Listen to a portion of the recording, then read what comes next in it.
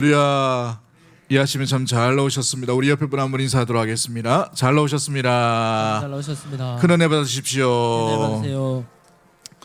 예, 수도권으로부터 이 코로나가 계속 전국으로 확산되고 있습니다. 어제도 보니까 우리 대구 지역에 9명 정도가 발생했습니다만은 다른 도시에 비해서 조금 덜해서 이 대구 지역은 사회적 거리두기 2단계의 권고 사항입니다. 권고 사항, 필수 사항이 아니고 그래서 어제 오후까지 아주 긴장을 늦추지 않았는데요.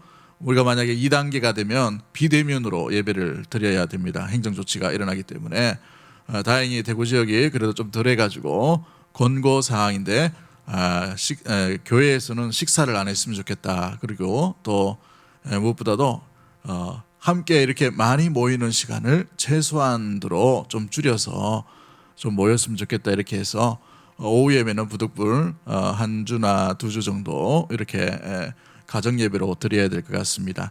우리 스스로가 조심하지 않으면 이 코로나가 변종이 일어나 가지고 지금 있는 이 코로나는 최근에 대구 지역에 있었던 그런 종류가 아니라 유럽에서 이게 변종이 된 형태로 띄고 있다고 합니다. 굉장히 전파력도 강하니까 각별히 또 주의하시고 교회 들어오실 때에는 항상 열 체크를 반드시 해주시고 몸이 좀 아프다 이상하다 싶으면 반드시 가정에서 영상 예배로 드릴 수 있도록 그렇게 해주시면 감사하겠습니다. 우리 몸을 우리 스스로 지켜야 되기 때문에 또 우리가 또 우리 혼자 있는 것이 아니고 이웃과 함께 있기 때문에 여러분 나가실 때도 이렇게 거리를 좀 두어서 이렇게 띄어서 이렇게 대문으로 이게 바깥으로 좀 나가시면 좋을 것 같아요. 저 옆에 있는 아파트에서 불꽃 같은 눈동자를 보고 있습니다. 그러니까 나가실 때에도 한 분씩 한 1m 정도 띄어가지고 그렇게 나가시고 오늘 아침도 보니까 시청에서 직원이 와서 체크를 다 하고 이렇게 다행히 이렇게 오래 있지는 않더라고요. 보니까 예배도 같이 드렸으면 좋은데 예배는 안 드리고 그냥 가는 것 같아요. 예배 드리고 예수님 만나야 될 텐데 그죠? 근데 아마 자기 맡았던 구역이 교회마다 한 3-4개씩 정도 되나 봅니다. 계속 이렇게 확인하고 점검하고 이렇게 되니까 우리가 또 예민할 때는 우리 스스로도 지키고 또 사회적으로 지탄받지 않도록 우리 스스로 또 보호하고 또 관리를 하고 또 이 위기도 잘 이겨낼 수 있는 믿음의 모든 가족들 되기를 주의 이름으로 간절히 축복합니다. 어제 얼마나 고민을 하고 얼마나 신경을 썼는지 오전 1부 예배 때는 목소리가 잘 안 나왔어요. 아유 참 답답하고 제가 제일 믿음 없는 것 같아요. 왜냐하면 혹시나 성도들 또 마음이 그러면 안 된다 싶기도 하고 또 혹시나 또 이렇게 감기인데 또 옮기고 이러면 또 막 이렇게 난리가 나잖아요. 요즘은 열나면 병원에서도 안 받아주는데 오늘 보니까 의사분들 집사님들은 직장 출근 다 하시나 봐요. 관련 의료 쪽으로 지금 계속 코로나 검사한다고 굉장히 바쁜가 봅니다. 또 공무원 쪽에 계신 분들도 연락이 왔는데 그쪽에 이제 공사 쪽에서는 연락이 와서 이렇게 교회 좀 2주 정도는 안 갔으면 좋겠다 이렇게 이야기를 했나 봐요. 그러니까 우리 스스로도 계속해서 좀 주의를 하시고 특별히 교회에 주일날 목사가 이런 말을 했어서 참 죄송합니다만은 예배 딱 드리면 바로 식당도 가지 말고 가급적이면 이번 주간이나 다음 주는 접촉도 좀 하지 마시고 그냥 눈인사만 하시고 이렇게 가정으로 바로 들어가시는 게 좋습니다. 또 예배 빨리 마쳤다 해가지고 다른 데 놀러 가거나 이렇게 하시면 안 돼요. 아시겠죠?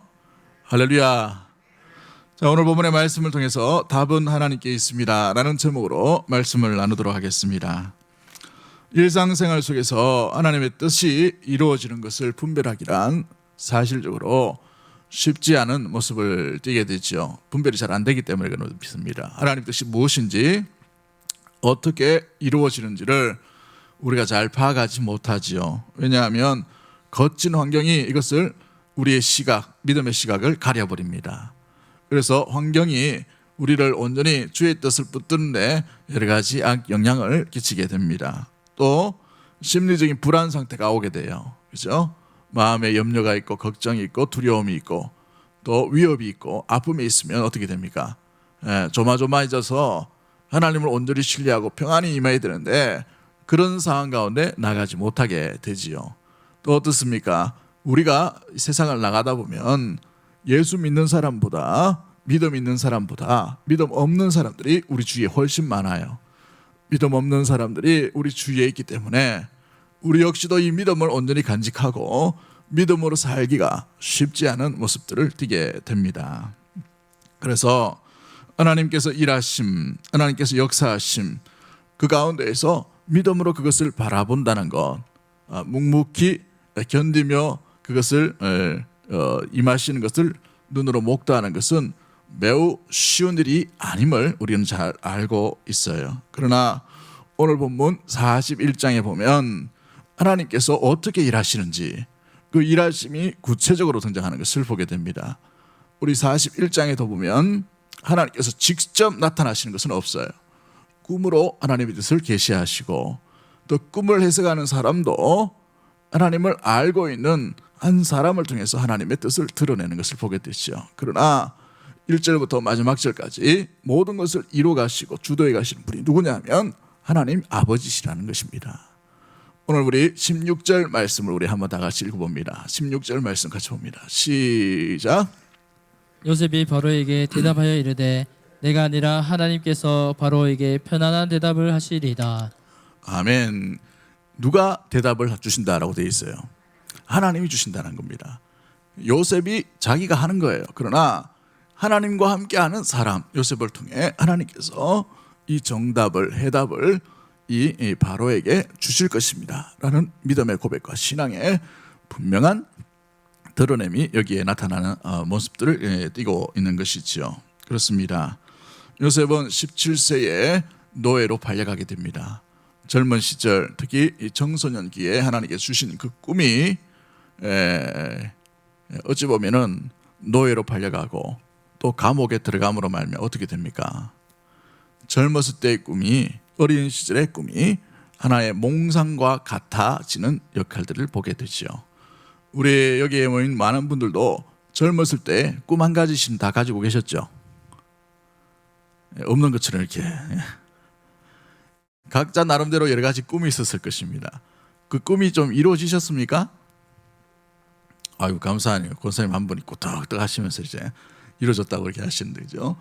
보통 이제 꿈이 여러 가지이기 때문에 이루어진 것도 있고 이루어지지 못한 것도 참 있게 됩니다만 우리 역시 우리가 가진 꿈도 마찬가지인데 하나님께서 요셉에게 주신 꿈이었어요. 자기가 꾸고 싶어서 꾼 꿈이 아니라 하나님이 주신 꿈이었습니다. 어린 시절에.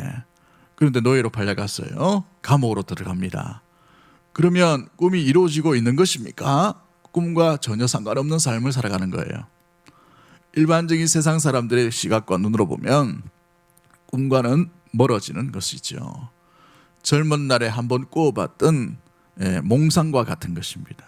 그죠? 정말 꿈이에요. 그냥 그렇게 여겨질 수 있지만 하나님의 역사하심, 하나님의 일하심, 하나님께서 꿈을 이루어 가심이 오늘 본문에 구체적으로 실질적인 상황 가운데 확연히 드러나고 있다는 것이지요. 그렇습니다.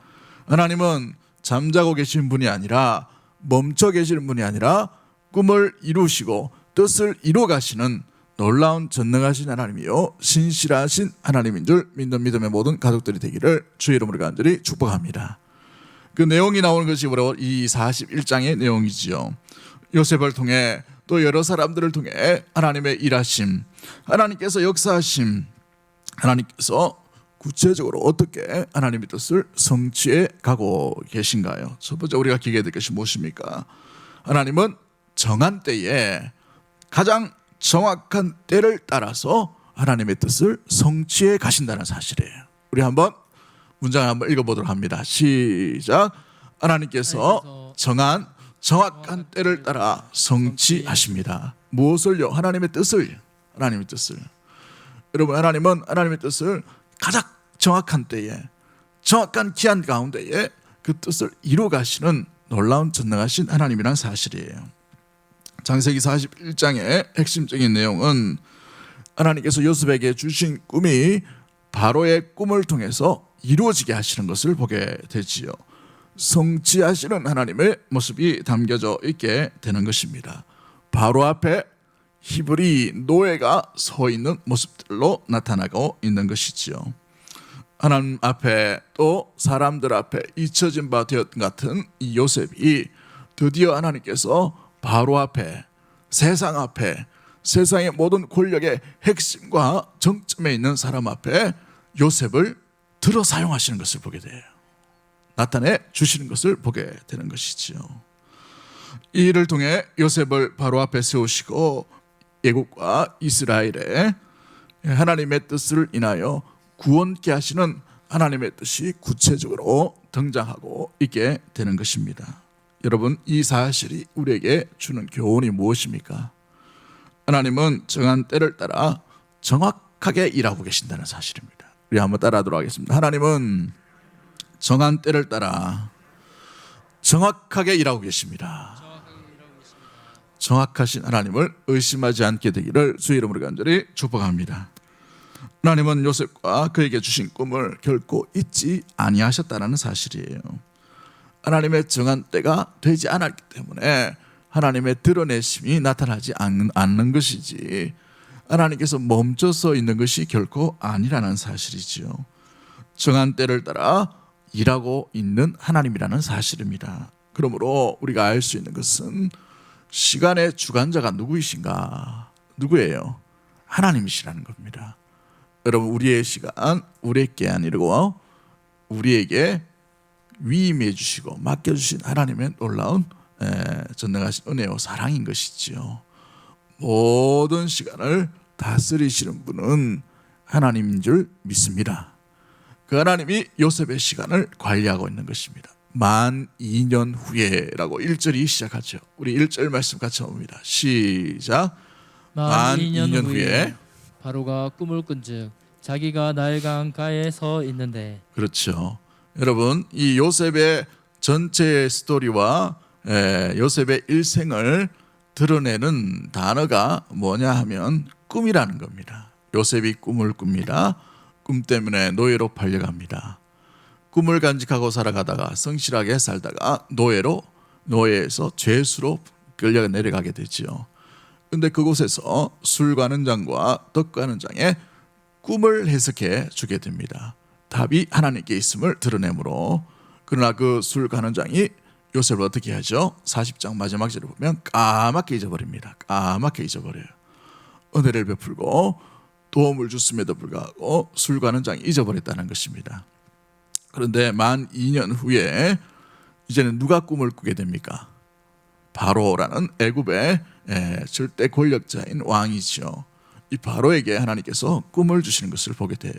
이 꿈도 하나님께서 주신 꿈의 모습들인 것이죠. 26절 말씀 우리 한번 읽어볼까요? 26절 말씀, 오늘 본문 41장 26절 시작.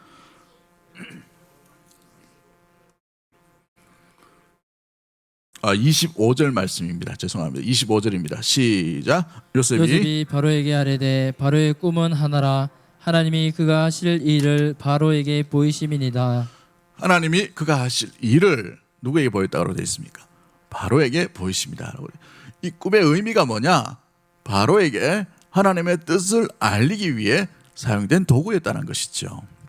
그러므로 이 세 가지의 꿈을 인하여 요셉을 주님께서 계속해서 사용하시고 드러내시고 준비케 하시는 놀라운 전능하신 하나님임을 우리가 이 본문을 통해 알 수 있게 되는 것이지요. 그렇습니다.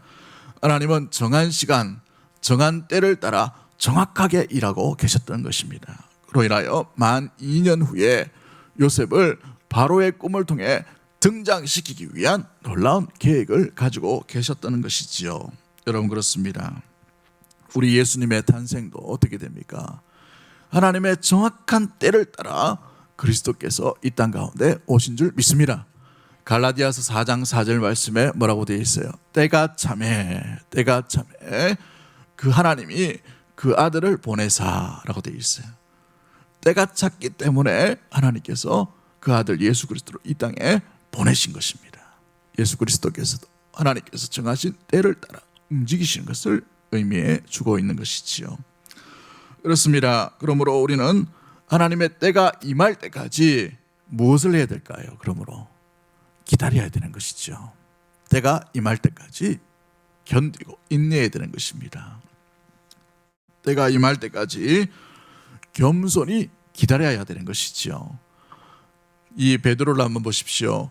예수님의 때가 임하였을 때에 그는 스스로 예수님의 뜻을 잘못 오해함으로 말미암아 십자가에 끌려가시는 예수님을 막아서서 칼을 들고 잡아가고 있는 노예의 귀를 쳐버렸습니다. 기다리지 못함으로 말미암아 이 일이 일어난 것이죠. 그렇습니다. 하나님은 하나님의 정한 때를 따라 정확하게 일하고 있다는, 정확하게 역사하고 계심을 믿는 자는 기다릴 줄 아는 성도와 믿음의 형태의 모습이 나타나게 되는 것이죠. 이 기다림이 무엇입니까? 이 기다림을 잘 통과해야 열림의 역사가 나타나게 됩니다. 이루어짐의 역사가 나타나고 세워주심의 역사가 일어나고 하나님께서 사용하시는 역사가 나타나며 하나님의 고치심, 하나님의 치유하심, 하나님의 일하심, 하나님의 놀랍게 등장케 하시는 놀라운 일들이 드러나게 되는 것이죠. 기다릴 줄 모르면 어떻게 됩니까? 기다림의 연단을 시켜가시는 것을 보게 되죠. 여러분, 모세가 40년의 기다림을 시간들을 그에게 하나님께서 허락해 주셨어요. 40년 동안 그가 미디안 광야에서 무엇을 생각했을까요? 아마도 생각 버리기를 했을 것이에요.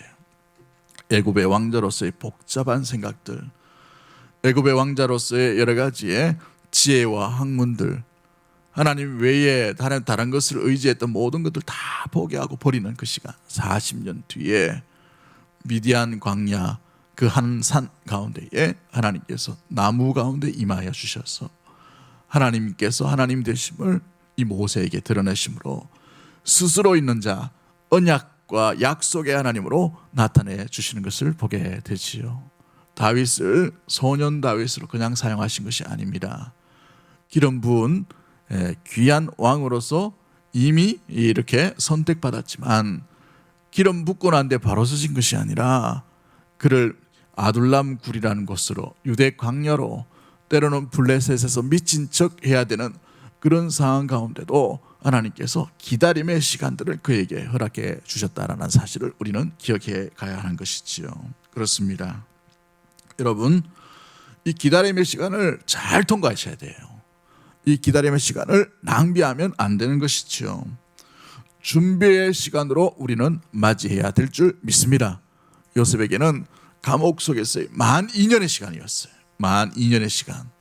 그러나 자세와 태도가 불완전하고 하나님을 신뢰하지 못했다면 그 기간이 더 길어졌겠죠. 그러나 감옥 속에서 이 요셉은 그 기다림의 시간, 고난의 수레를 잘 견뎠기 때문에 만 2년 후에 하나님께서 바로를 통해 다시 꿈으로 역사하시고 하나님의 뜻을 알리신 일들을 나타내 보여주셨다는 사실입니다.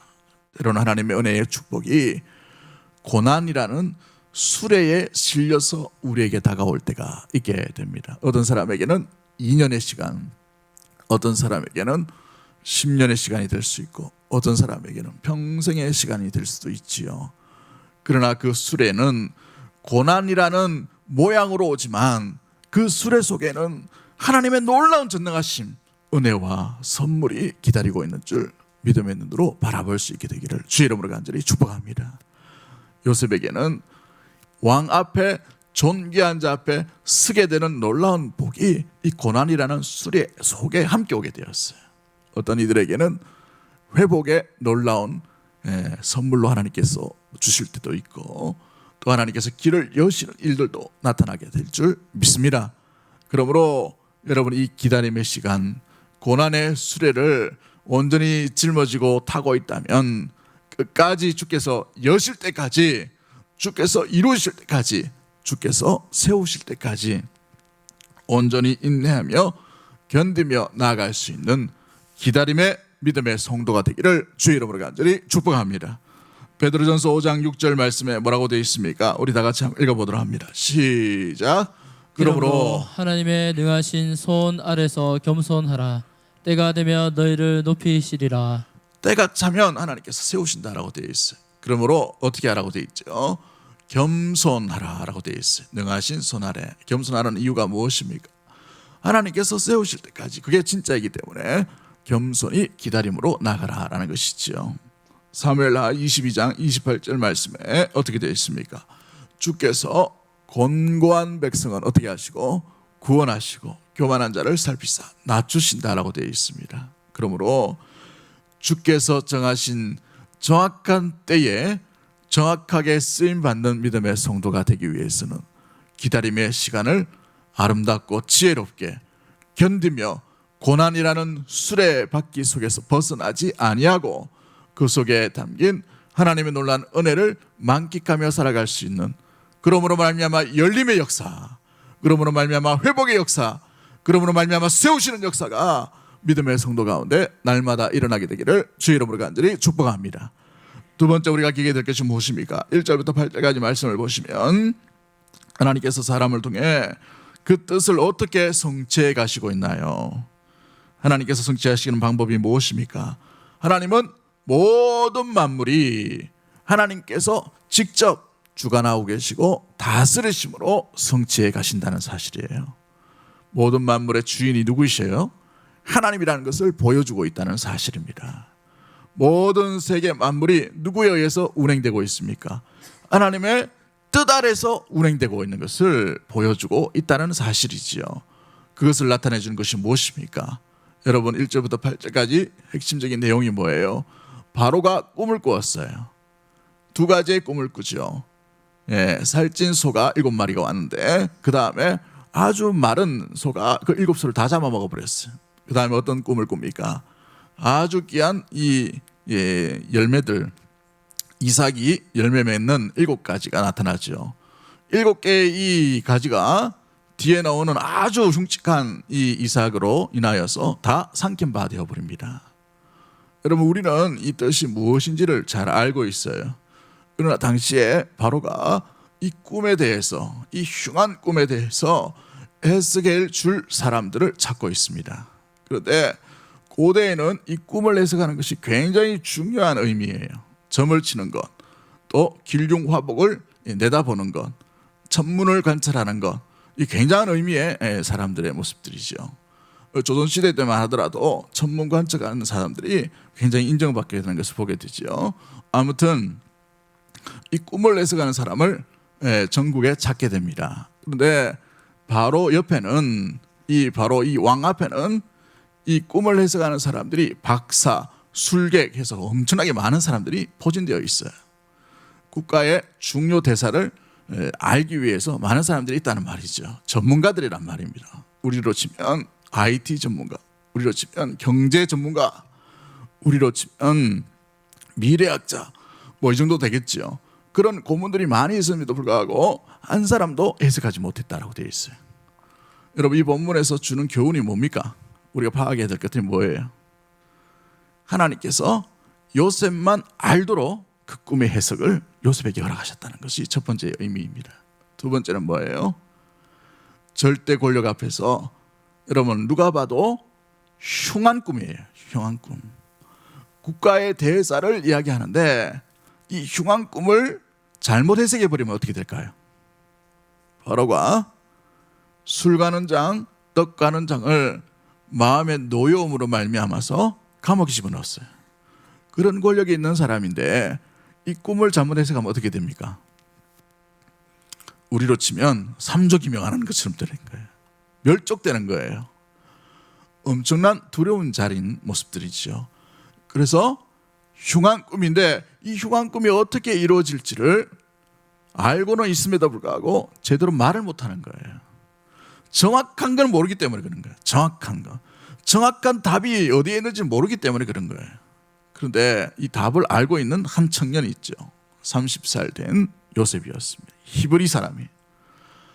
여러분 창세기 43장에 보시면 이 히브리 사람을 당시에 고대 애굽은 굉장히 천한 민족이라고 생각했어요. 그래서 가까이 가지 못하도록, 가까이 있지 못하도록 만들었다는 말이죠. 비천한 사람이다라고 이렇게 취급했기 때문에. 그런데 비천할 대로 비천한 죄수의 신분을 있는 이 노예로 끌려왔던 요셉이 다른 모든 사람들이 꿈을 다 이 흉한 꿈인 걸 알고 있음에도 불구하고 정확한 뜻을 모르는 가운데에 요셉이 해석하고 있는 것입니다. 그 중요한 것이 뭐예요? 16절 말씀 좀 전에 말씀드렸지만 꿈이 누구에게 있다고요? 답이 하나님께 있음을 그는 알았기 때문에 그렇습니다. 만물을 주관하시고 만물을 다스리시는 분이 누구인지를 알았기 때문에 그런 것이지요. 여러분, 이 세상에 정점이 있는 권력의 핵심이 사람이 바로였습니다. 그의 말 한마디가 많은 백성과 많은 군대가 많은 사람들의 생명이 왔다 갔다 해요. 누구라도 죽일 수 있고 누구라도 살릴 수 있는 권력이 이 바로에게 있었습니다. 그러나 내일의 삶, 이 땅을 온전히 다스리는 건, 온 우주를 온전히 운행하시는 분이 진짜 주인이 누구인가를 나타내는 것이 바로 오늘 본문의 1절부터 8절까지 나오는 내용이라는 것입니다.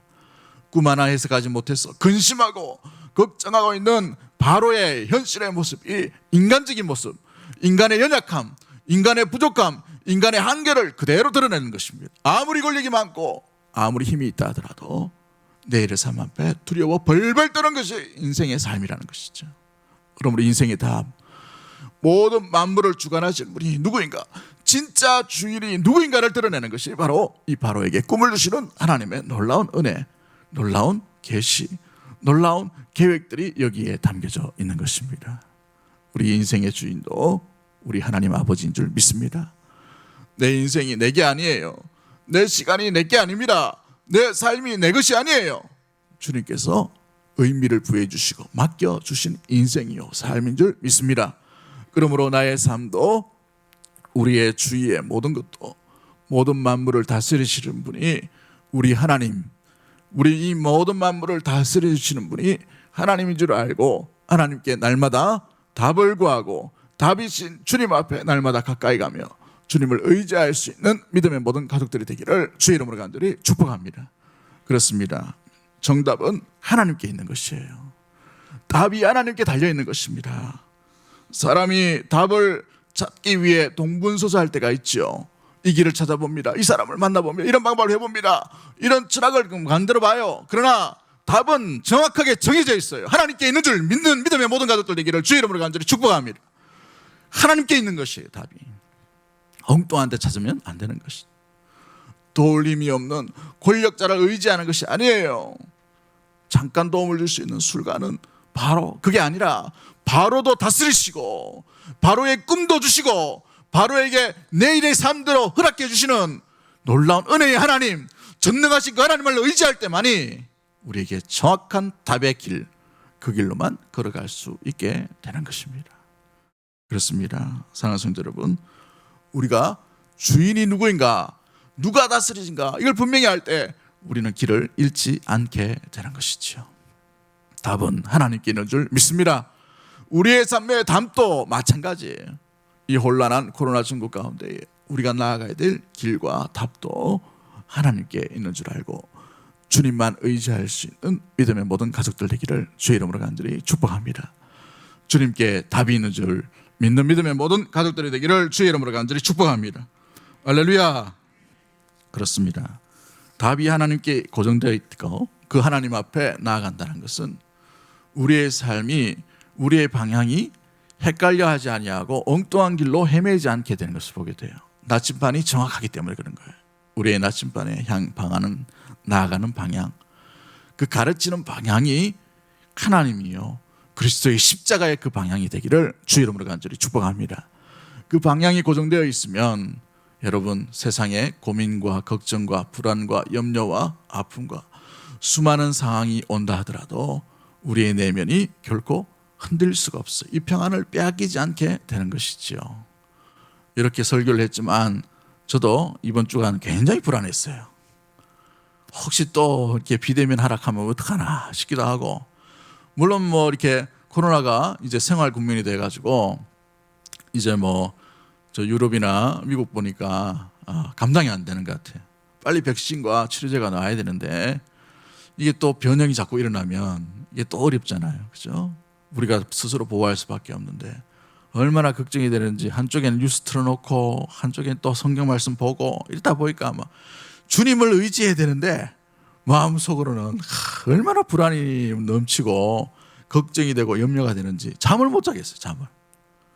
잠을 못 자고 헤매다가 오늘 일부 때는 목소리가 완전히 잠겨가지고 좀 그렇게 했는데, 그러다가 설교의 마지막 결론을 오늘 새벽에 이렇게 또 목양실에 앉아가지고 다시 원고를 정리하면서 깨닫게 됐어요.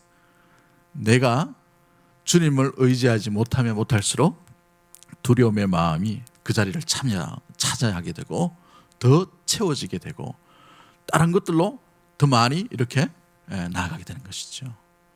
내가 주님을 의지하면 의지할수록 그 믿음의 경감이 넘치면 넘칠수록 확고하면 신뢰가 온전하면 주님을 붙드는 답이 하나님께 있으므로 다른 것 쳐다보지 아니하고 답이신 주님만 쳐다보면 마음 가운데 알 수 없는 어디서부터 오는지 모르겠지만 주님의 평안이 머리를, 마음을, 육신을, 생각을 모든 것들 다 지배하시고 장악하고 있다는 사실입니다. 할렐루야.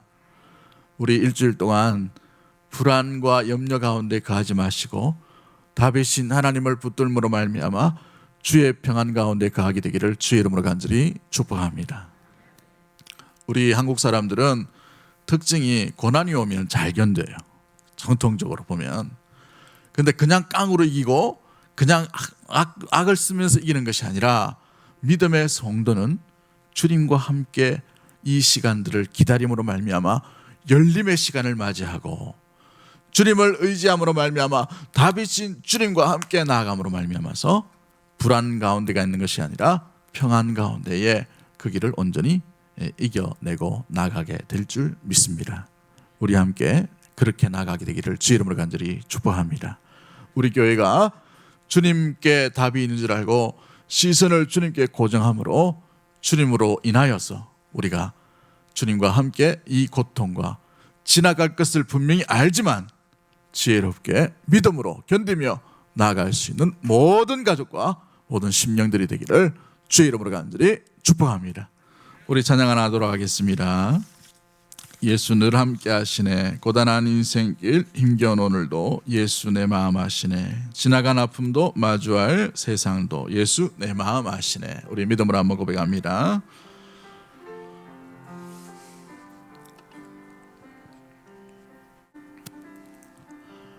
고단한 인생길 힘겨운 오늘도 예수 내 마음 아시네. 지나간 아픔도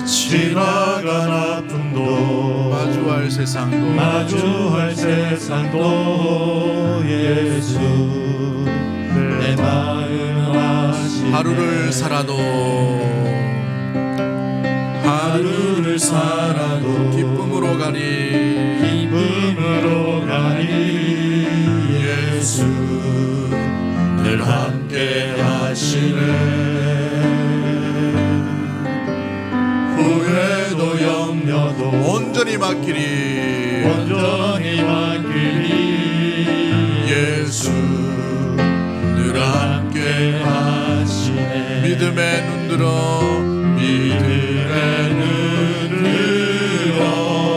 주를 보리. 이 또한 지나가리라. 주어진 내 삶에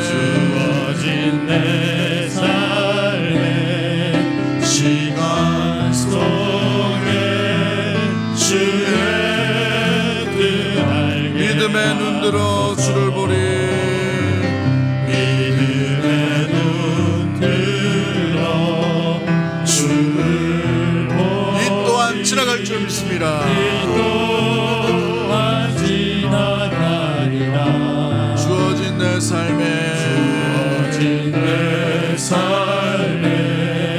시간 속에 주의 우리 가슴에 손을 얹고 믿음으로 고백합니다. 믿음의 눈 들어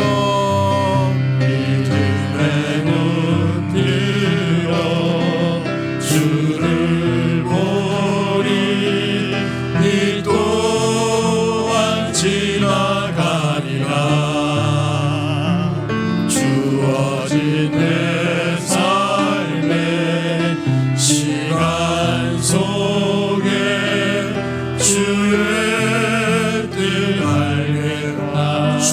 뜻 알게 하소서. 주의 뜻 알게 하소서. 주의 뜻 알게 하소서. 주의 뜻 알게 하소서. 가슴에 손을 얹은 채로 우리가 마스크 썼지만 좀 불편하지만 여러분 말하지 않아도 입술로 고백하지 않더라도 마음으로 한번 기도하기를 원합니다. 주님, 우리가 정한 주님의 하나님 놀라운 계획과 뜻 아래 놓여져 있음을 기억합니다. 이 주님의 일하심과 주의 나타나심이 드러날 때까지 끝까지 인내하며 기다림으로 열림의 역사들을 경험할 수 있는 우리가 될 수 있도록 도와달라고 기도하십시다. 이 기다림의 시간이 혹독하리만큼 아프고 가슴 아프고 또 답답하고 눈물이 나고 견디기 힘들 만큼 어려운 상황 가운데 처한다 하더라도 이 기다림의 시간을 잘 준비하여서 정차 주께서 겸손한 자를 세우시고 높이 일으켜 세우시는 그 순간까지 믿음으로 나갈 수 있도록 도와주옵소서. 우리의 모든 정답이신 하나님께 답이 있는 줄 알고 주만 의지하며 주만 붙들며 주님 안에만 거하고 주님과 동행할 수 있는 믿음의 모든 성도와 가정과 우리 교회에 될 수 있도록 이 나라와 이 민족을 붙들어 주시고 불쌍히 여겨주셔서 아버지 하나님, 주님의 온전한 동지가 나타날 수 있도록 주님 다스려 주시고 역사하여 주옵소서. 지금도 일하시는 하나님을 의심하지 않도록 도와달라고 우리 주여 한번 외치고 동성으로 합심해서 한번 기도하도록 하겠습니다. 주여.